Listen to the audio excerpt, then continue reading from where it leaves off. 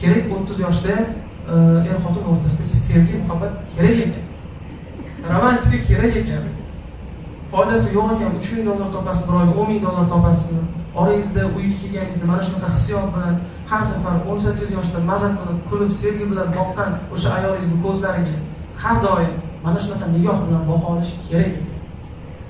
Qanchalar bo'ldi men o'zi 30-35 40 ketyapman, yaqinda nabirali bo'laman. Kim qo'yibdi ayolim bilan restoranga borish?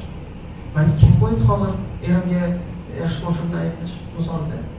Yoki erkaklar o'ylashadi, meni kim qo'yibdi hozir? Uyingizda hech kim yo'q. Mana bir chiroy o'sib qoldi. Bo'lgan so'z shunaqa g'ayratingiz bo'lgan 18-20 yoshingizda tansa tushmoqchi bo'lmaysiz. Mana bir hazillashib ko'ring, nima uchun mana shunaqa narsalar uyda yumor yo'qligi uchun ham bolalar ko'rmayapti. Hamma jiddiy. Ota ishga ketyapti, ertalab hammasi tayyor bo'lishi kerak. Nimadir tayyor bo'lmasa, qani ro'molcham deydi. Ana nima deydi? Tosh o'ynam qani degandek. Va onamdan qolgan. Xuddi mana shunga o'xshabdi. Hamma narsa tayyor bo'lishi kerak. Shu narsani qiz bola ko'p katta bo'lyapti. Shu narsani o'g'il bola ko'p katta bo'lyapti. Demak, onam hamma narsani joyida qilib qo'yishi kerak. Ayol oilada hamma narsani joyida qilib qo'yishi kerak. Tufli o'zi artilgan bo'lishi kerak. Ishga soat 8 ga ketsa, jiddiylikni ko'ryapti. Bolalar ertalab turishi kerak.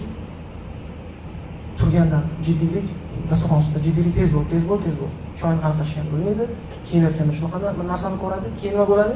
Bo'ldi, shu bilan kun davomida shunaqa bosimda maktabga ketadi, bolalar ham o'qishga ketadi. Shu emotsiya bilan siz oilangiz bilan yaxshi kiradimi?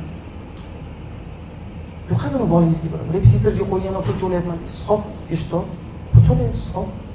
Nima o'zgardi? Siz o'ylaysiz, bo'ldi, mana yedirib ichirdim, kiyintirdim, mashina qildim, uy qildim, uylantirdim, bo'ldi. Shuni eng kerak narsani bermaymiz. Eng kerak narsa lahzalardan zavq